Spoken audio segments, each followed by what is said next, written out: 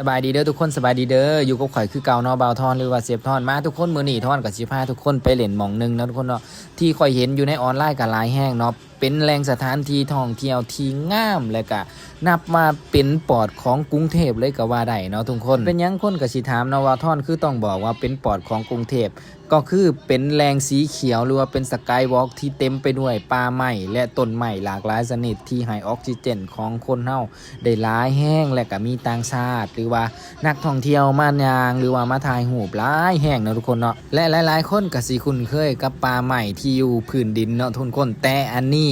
เพิ่นเฮ็ดได้แนวใดทุกคนเอาป่าไม้มาขึ้นมาไว้อยู่ข้างบนตึกแบบสูงๆแบบนี้แล้วก็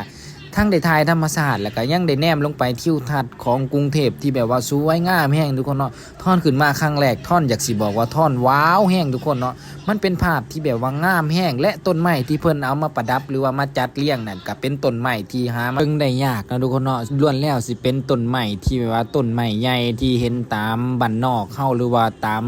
ภูผาที่แบบหนาๆนะทุกคนเนาะอย่างเช่นพวกต้นจิกต้นหั่งหรือบ่สิเป็นพวก